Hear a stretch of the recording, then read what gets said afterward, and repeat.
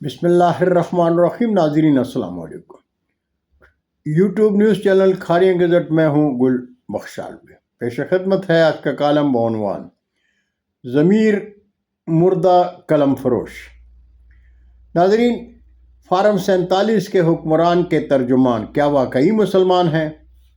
اگر مسلمان ہیں تو اپنی آخرت کیوں بھول گئے ہیں؟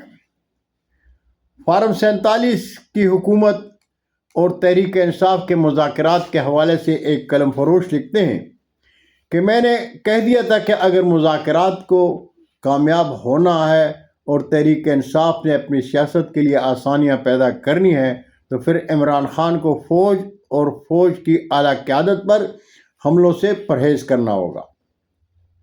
لیکن نہ تو عمران خان خاموش رکھے اور نہ ہی ان کا سوشل میڈیا۔ خان صاحب نے جب مذاکرات کے لیے کمیٹی بنائی تو پھر ایسے جارحانہ ٹویٹ اور بیانات دینے کی کیا ضرورت ہے؟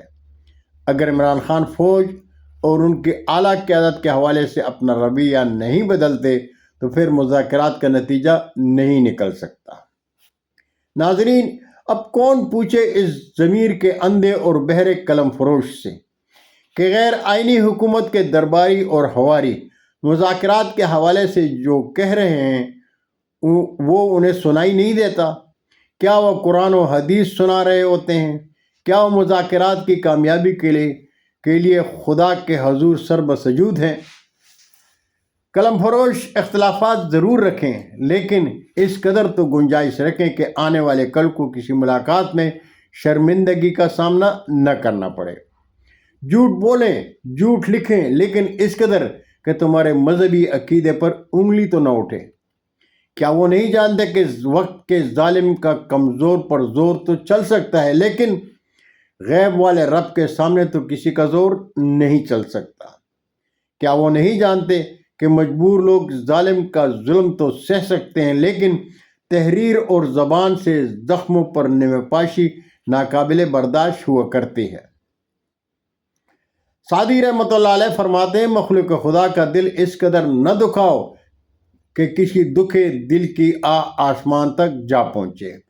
ایک آہ تو ایک جہان کو ویران کر دیتی ہے۔ اس کی تازہ مثال امریکہ میں قہر خدا کا وہ قہر ہے جس کی وجہ سے امریکہ کے شہر غزہ اور فلسطین کی تصویر بن گئے ہیں۔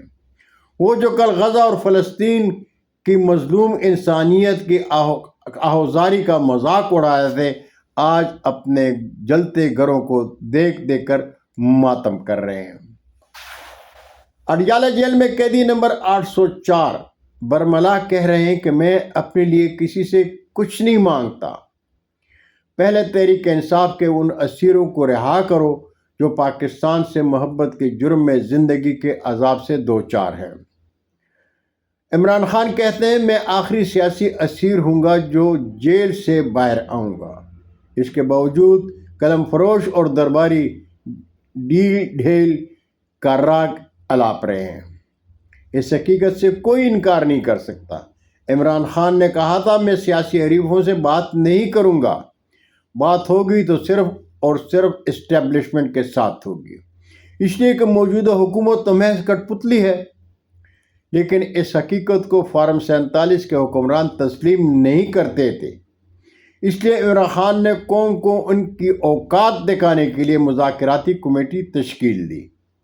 مذاکرات کی دوسری نشست کے بعد خلائی مخلوق کے درباریوں کو تسلیم کرنا پڑا کہ جو عمران خان چاہتے ہیں وہ ہمارے بس میں نہیں۔